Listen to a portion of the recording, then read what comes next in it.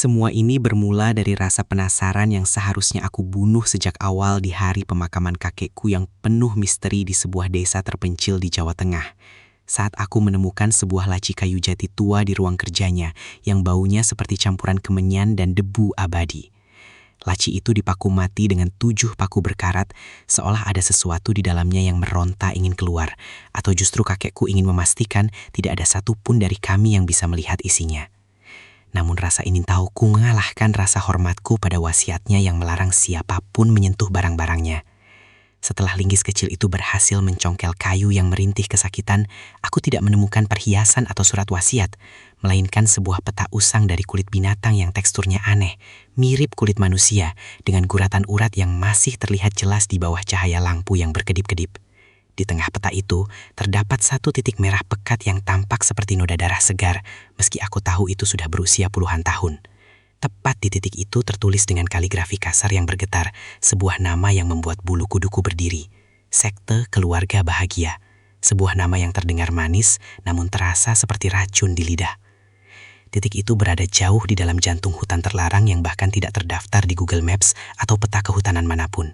Di samping tulisan itu, ada catatan kecil dari tangan kakekku yang berbunyi, mereka tidak pernah menua, mereka tidak pernah menangis, dan mereka tidak pernah membiarkan siapapun pergi setelah mencicipi dagingnya. Aku merasakan hawa dingin yang menusuk tulang, padahal malam itu sangat gerah. Seolah-olah, hanya dengan melihat peta itu, aku telah mengaktifkan sebuah kontrak kuno yang tak terlihat. Tiba-tiba, lampu kamarku padam total.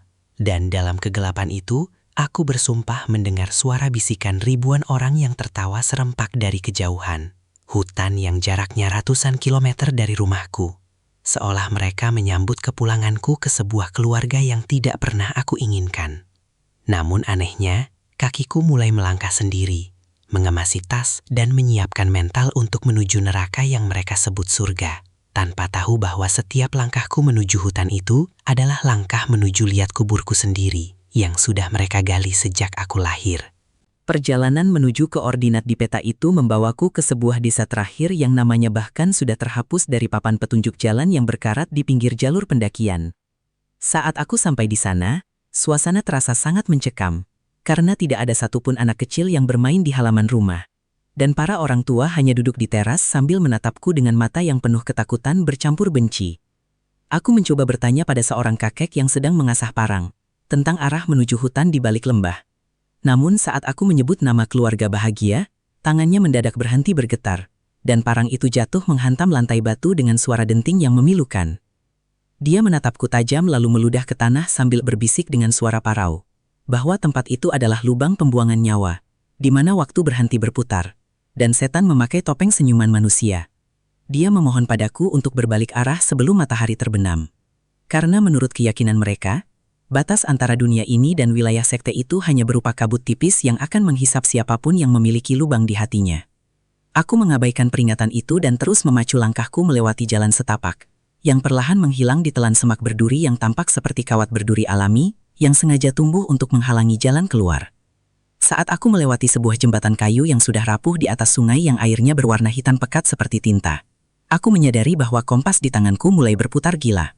Seolah-olah kutub utara telah berpindah ke dasar hutan di depanku. Udara di sekitarku mendadak berubah menjadi sangat lembab dan berbau seperti daging busuk yang disamarkan dengan wangi bunga melati yang sangat menyengat hingga membuat paru-paruku terasa terbakar setiap kali aku menarik napas. Aku menoleh ke belakang dan menyadari bahwa jalan yang baru saja aku lalui telah tertutup kabut tebal yang tidak tertembus cahaya matahari. Seolah-olah hutan ini baru saja menelan jalan pulangku, dan sekarang aku terjebak di tenggorokan monster hijau raksasa yang siap mengunyahku, menjadi bagian dari keluarga mereka yang mengerikan itu. Begitu aku melintasi jembatan itu, aku menyadari ada sesuatu yang salah secara fisik dengan tempat ini. Karena mendadak semua suara hutan yang seharusnya ada seperti kepakan sayap burung atau gesekan dedaunan karena angin hilang sepenuhnya. Seolah-olah aku baru saja masuk ke dalam ruang kedap suara yang sangat besar dan menyesakan. Keheningan ini terasa berat, hampir seperti tekanan air di dasar laut yang menghimpit gendang telingaku, hingga aku bisa mendengar detak jantungku sendiri yang berdegup sencang seperti genderang perang yang ditabuh di dalam tengkorakku.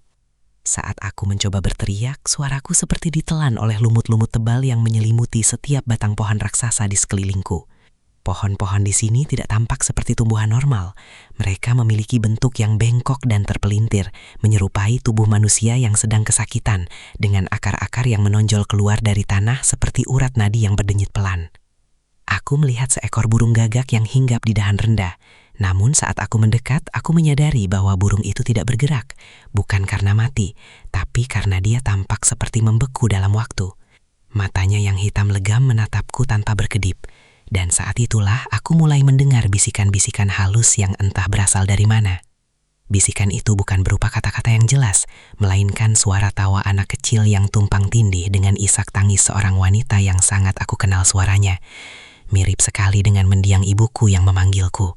Untuk mendekat ke arah semak-semak yang lebih gelap di depan sana. Setiap kali aku melangkah ke arah suara itu, posisi suara tersebut selalu berpindah, tetap berada di luar jangkauan penglihatanku. Aku mulai merasa bahwa hutan ini bukan hanya kumpulan pohon, tapi sebuah entitas hidup yang sedang bermain dengan kewarasanku, mencoba memecah konsentrasiku agar aku tersesat selamanya di dalam labirin hijau ini. Aku mengeluarkan botol minumku, tapi air di dalamnya sudah berubah menjadi keruh dan berbau anyir besi, seperti darah segar. Saat itulah aku sadar bahwa hukum alam sudah tidak berlaku lagi di sini, dan aku hanyalah seekor mangsa yang sedang digiring masuk ke dalam sarang pemangsa yang sangat sabar menunggu waktunya untuk berpesta.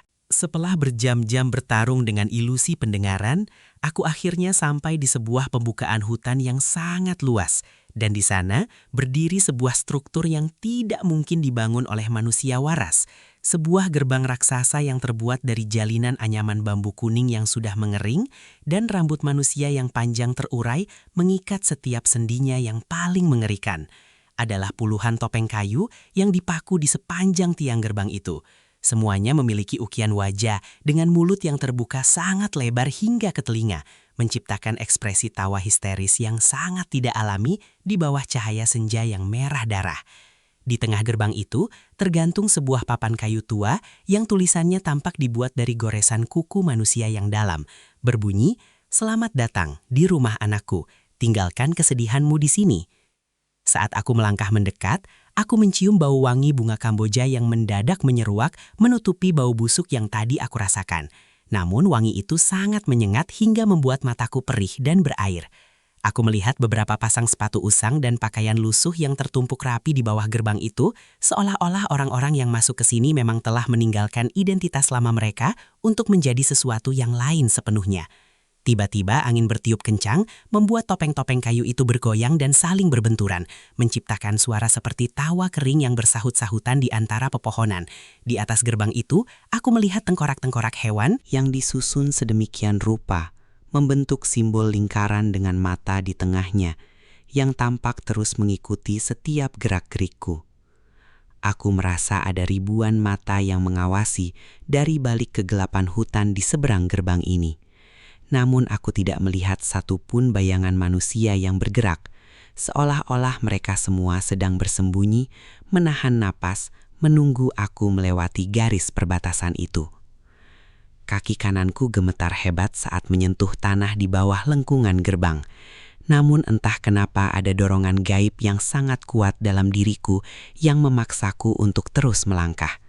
Seolah-olah aku bukan lagi pemilik tubuhku sendiri, melainkan hanya penumpang di dalam raga yang sudah dikendalikan oleh mantra sekte ini yang merayap lewat pori-pori kulitku.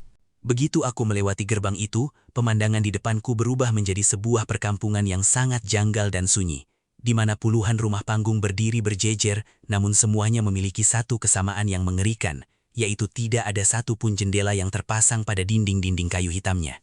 Rumah-rumah itu tampak seperti kotak-kotak raksasa yang bisu, dengan pintu-pintu tinggi yang tertutup rapat tanpa gagang pintu. Seolah-olah siapapun yang ada di dalam memang tidak berniat untuk keluar, atau mungkin tidak diizinkan untuk melihat dunia luar lagi. Kayu-kayu penyusun rumah itu tampak basah dan berlendir, meskipun tidak ada hujan. Dan di bawah kolong rumah aku melihat tumpukan tulang belulang yang sudah memutih. Entah itu tulang hewan atau sesuatu yang lain yang lebih mengerikan. Aku berjalan di atas jalan setapak yang terbuat dari susunan batu kali yang licin dan menyadari bahwa tidak ada satupun tanaman pangan atau ternak di desa ini. Yang ada hanyalah pohon-pohon kambuja putih yang bunganya berguguran menutupi tanah seperti salju kematian.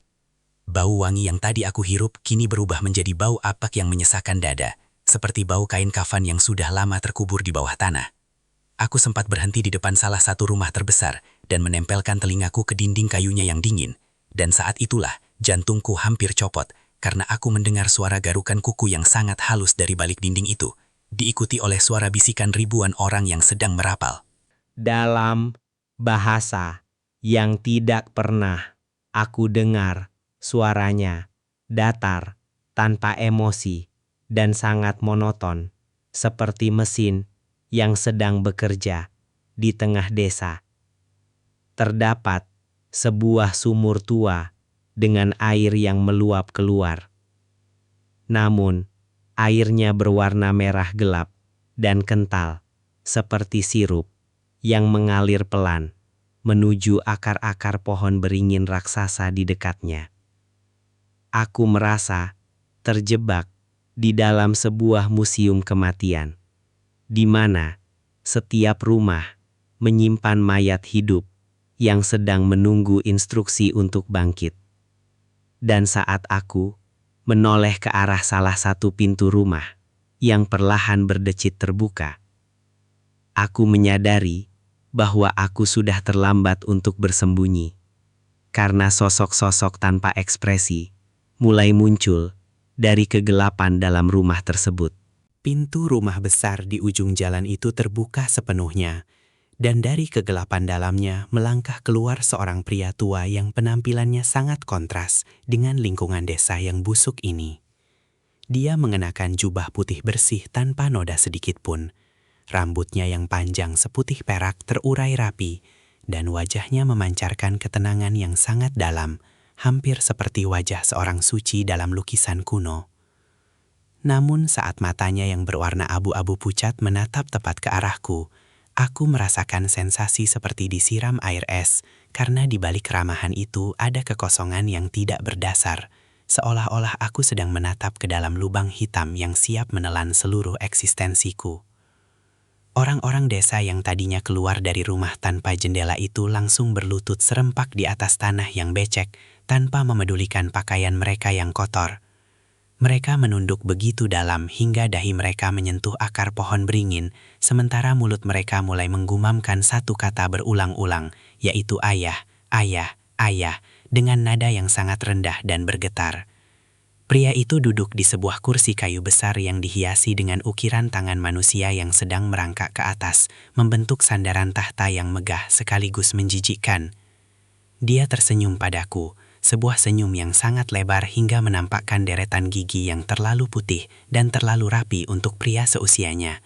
Dia kemudian mengangkat tangannya yang halus dan memberi isyarat agar aku mendekat. Suaranya saat berbicara terdengar seperti hembusan. Angin di sela-sela daun sangat merdu, namun mampu menggetarkan tulang rusukku. Dia berkata bahwa dia telah menungguku sejak kakekku melarikan diri dari keluarga ini, dan sekarang saatnya aku mengambil tempat yang seharusnya menjadi milikku. Aku mencoba menggerakkan kakiku untuk lari, namun tubuhku mendadak menjadi kaku, seolah-olah bayanganku sendiri telah dipaku ke tanah oleh tatapannya yang menghipnotis itu. Aku menyadari bahwa pria ini bukan sekedar pemimpin manusia biasa. Dia adalah pusat dari segala kegelapan di hutan ini. Sebuah magnet bagi jiwa-jiwa yang tersesat yang dia beri makan dengan kebahagiaan palsu. Sementara dia perlahan-lahan menghisap kehidupan dari mereka hingga tidak ada lagi yang tersisa, selain cangkang kosong yang patuh.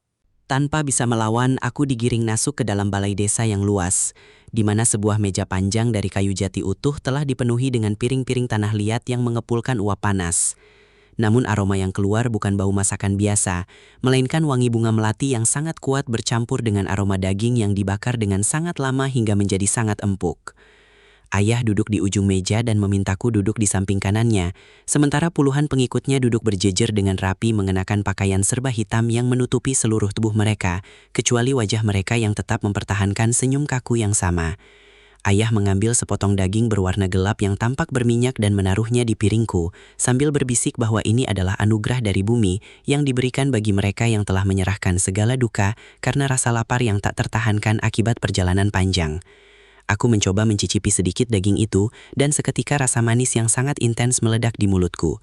Rasa manis yang belum pernah aku rasakan sebelumnya, namun anehnya diikuti oleh rasa getir yang tertinggal di pangkar tenggorokan, seolah-olah aku baru saja menelan saripati kesedihan orang lain yang telah dikristalkan.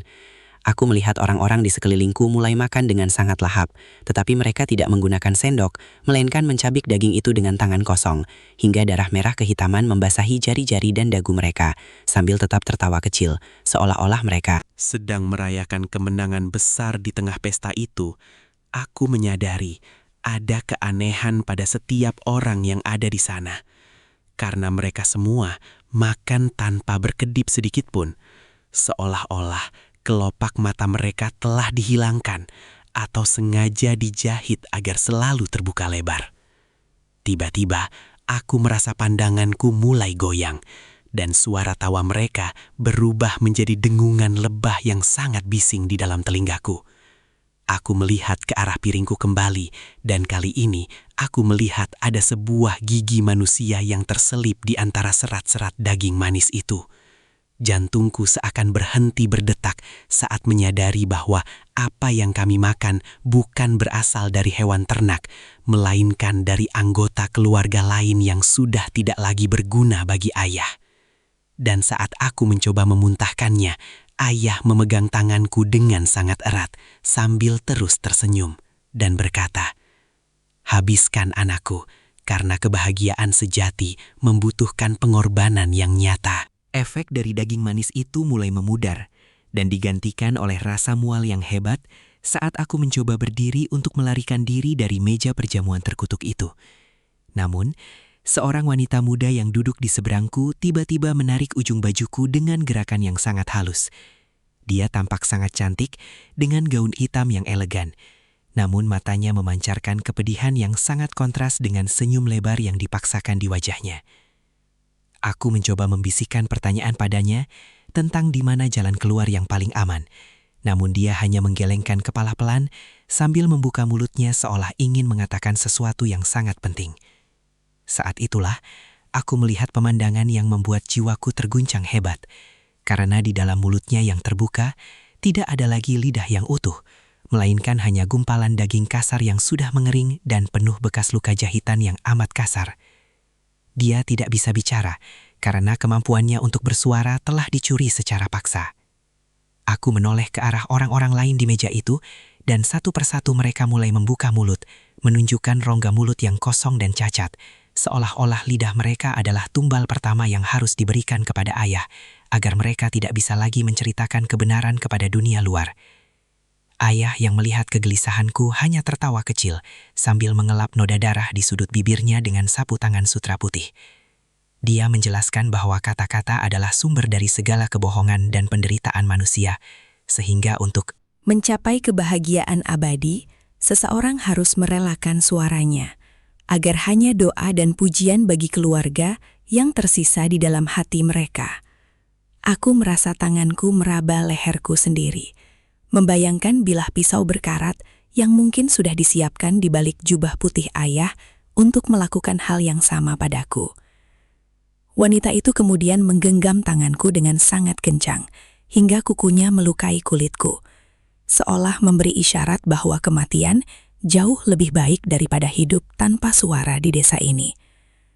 Tiba-tiba lampu minyak di dalam ruangan itu padam secara serentak, meninggalkan kami dalam kegelapan total, kecuali cahaya dari mata ayah yang tampak bersinar seperti mata kucing di tengah malam, menunggu saat yang tepat untuk mencabut lidahku dan menjahit kebahagiaan di wajahku selamanya.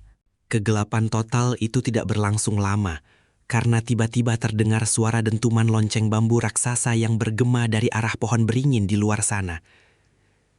Suara itu anehnya tidak terdengar seperti kayu yang dipukul, melainkan seperti suara tulang yang patah yang beradu secara ritmis.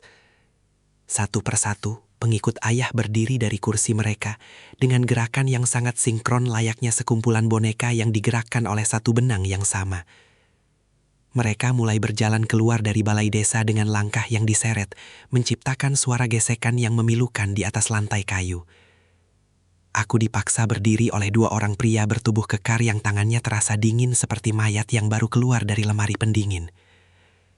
Mereka membimbingku untuk masuk ke dalam barisan panjang yang bergerak menuju pusat kegelapan di bawah akar pohon beringin yang menjuntai seperti usus raksasa yang menggantung dari langit. Di sepanjang jalan, mereka mulai merapal sebuah mantra dalam nada rendah yang sangat monoton. Suaranya bergetar di dalam dadaku, menciptakan frekuensi yang membuat penglihatanku kabur dan pikiranku menjadi tumpul. Aku melihat wanita muda tadi berjalan di depanku, bahunya gemetar hebat namun kakinya tetap melangkah dengan patuh, seolah-olah ada kekuatan magnetis dari tanah yang menariknya maju. Setiap pengikut memegang sebuah obor kecil yang apinya berwarna hijau kebiruan, tidak memberikan kehangatan melainkan memancarkan hawa dingin yang menusuk tulang. Saat kami mendekati pohon itu, aku melihat Ribuan kunang-kunang mati berjatuhan dari dahan-dahan pohon beringin. Seolah-olah kehidupan di sekitar tempat ritual ini diserap habis untuk menyalakan energi gelap yang ada di sana. Ayah berjalan di paling depan, memimpin barisan dengan tongkat yang puncaknya dihiasi dengan rahang manusia yang masih lengkap dengan giginya.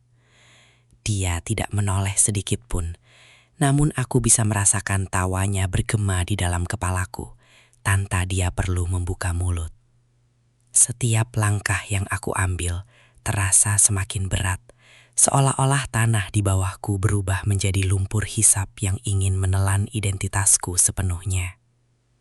Aku menyadari bahwa ini bukan sekadar prosesi, melainkan penghapusan jiwa secara massal, di mana kami semua sedang dipersiapkan untuk menjadi tumbal bagi sesuatu yang lebih besar dan lebih lapar yang bersembunyi di balik akar-akar tua itu. suasana sunyi yang tadinya mencekam mendadak pecah oleh suara tabuhan gendang yang kulitnya tampak kusam dan berkerut.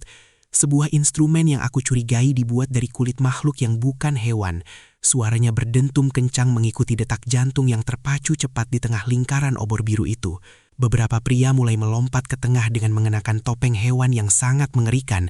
Ada topeng babi hutan dengan taring asli yang mencuat keluar, topeng monyet dengan ekspresi kesakitan, dan topeng macan dengan mata yang tampak masih basah, seolah baru saja dikuliti. Mereka tidak menari seperti manusia biasa. Gerakan mereka patah-patah namun sangat bertenaga. Terkadang merangkak di tanah sambil menggeram, dan terkadang melompat tinggi ke udara dengan raungan yang tidak mungkin keluar dari tenggorokan manusia. Setiap gerakan mereka diiringi oleh cipratan cairan merah dari wadah-wadah yang dibawa oleh pengikut lain yang mengelilingi mereka. Debu dan tanah berterbangan, menciptakan kabut coklat yang menyatu dengan asap obor yang berbau kemenyan terbakar. Aku melihat ayah berdiri di tengah lingkaran itu. Matanya terpejam dan kepalanya mendongak ke arah langit, seolah sedang menyerap energi dari tarian gila ini. Para penari mulai saling menyerang satu sama lain, bukan dengan senjata, tapi dengan kuku dan gigi mereka.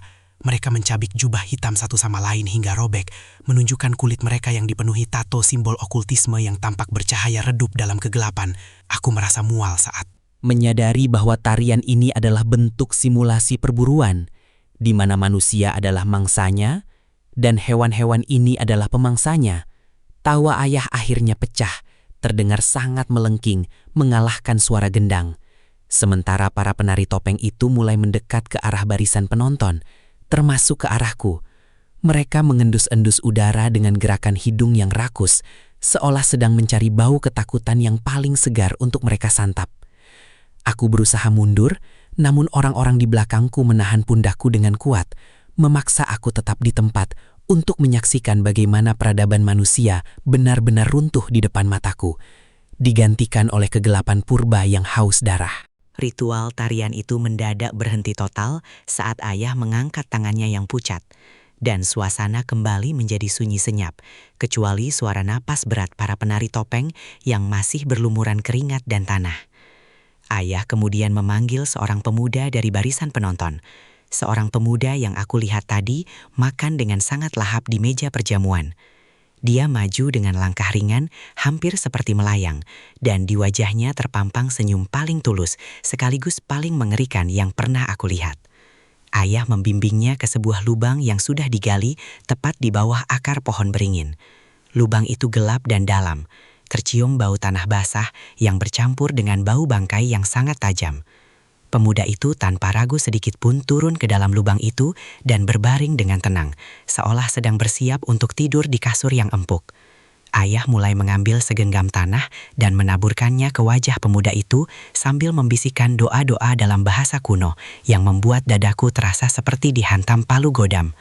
Satu persatu pengikut lainnya maju membawa cangkul kayu dan mulai menimbun pemuda itu dengan tanah merah yang lembab. Aku berharap melihat dia meronta atau setidaknya menunjukkan rasa takut. Tapi dia tetap diam, matanya menatap langit dengan binar kebahagiaan yang sangat tidak masuk akal. Bahkan saat tanah mulai menutupi mulut dan hidungnya, dia tidak berhenti tersenyum, seolah-olah dia sedang melihat surga di balik kegelapan tanah tersebut.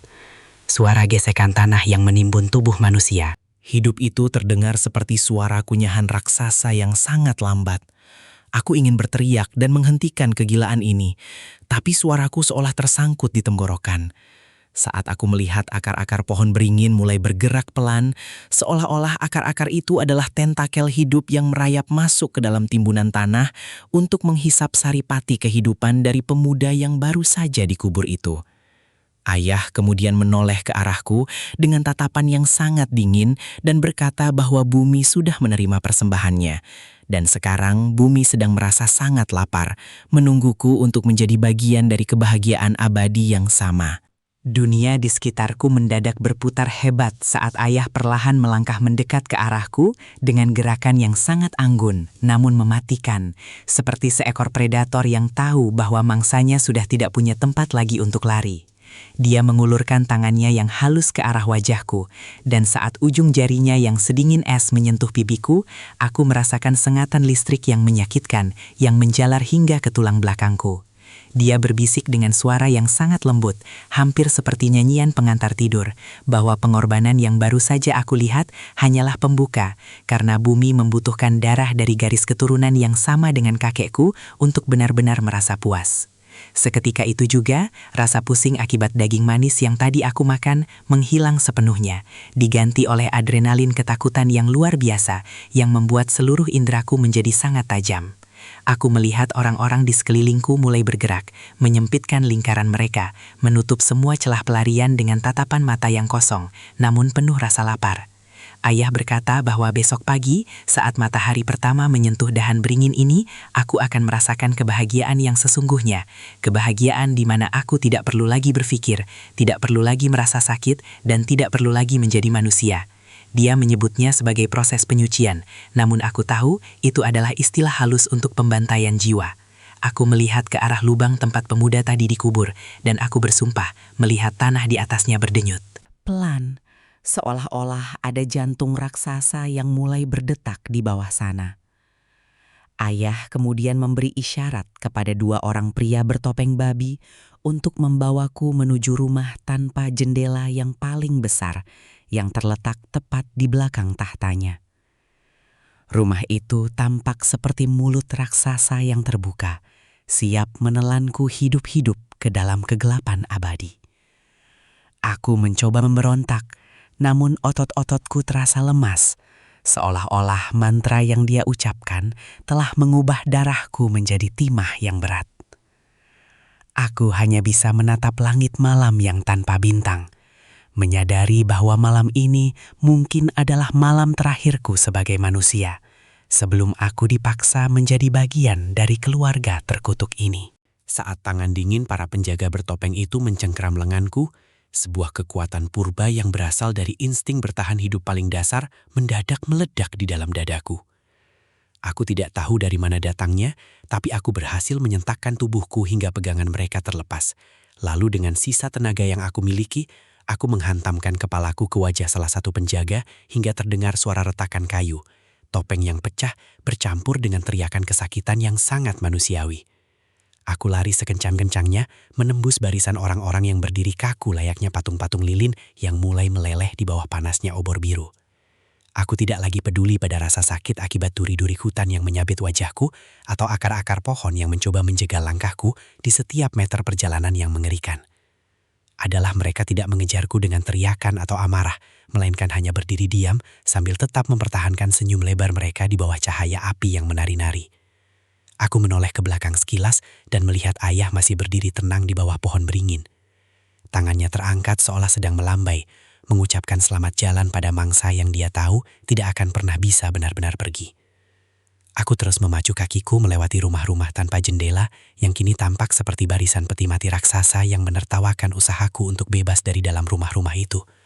Aku mendengar suara ketukan yang semakin keras, seolah penghuninya ingin keluar untuk ikut berpesta. Pora atas kegagalanku. Bau melati yang tadi manis kini berubah menjadi bau anyir yang membuatku ingin muntah di setiap tarikan napas. Aku melihat gerbang anyaman bambu itu di kejauhan. Namun anehnya, gerbang itu tampak semakin menjauh setiap kali aku mencoba mendekatinya. Seolah-olah ruang dan waktu di hutan ini telah dilipat oleh kehendak sang ayah. Aku berteriak sekuat tenaga, meminta pertolongan. Namun hanya gema tawaku sendiri yang kembali terdengar dari kegelapan hutan di depanku. Seolah-olah hutan ini sudah menganggapku sebagai bagian dari dirinya.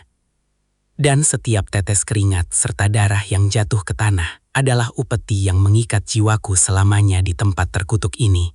Paru-paruku terasa seperti terbakar dan kakiku sudah mati rasa.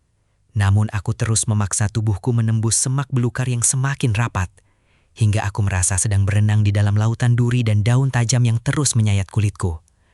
Aku yakin sudah berlari sejauh berkilo-kilometer menjauhi desa terkutuk itu. Namun saat aku berhenti sejenak untuk mengatur napas, jantungku seakan merosot ke lambung ketika aku melihat pohon beringin yang sama dengan akar yang menjuntai seperti usus itu berdiri tepat di hadapanku lagi. Aku berputar arah dan lari ke sisi yang berlawanan dengan sisa tenaga yang ada. Namun hanya dalam hitungan menit, aku kembali menemukan diriku berdiri di depan gerbang anyaman bambu dengan topeng-topeng yang tertawa itu. Seolah-olah hutan ini adalah sebuah lingkaran setan yang tidak memiliki ujung maupun pangkal. Aku mulai menyadari bahwa pohon-pohon di sekelilingku bergerak secara perlahan setiap kali aku tidak melihatnya. Posisi dahan dan akarnya berubah, membentuk labirin hidup yang sengaja mengarahkan langkahku kembali ke pusat ritual.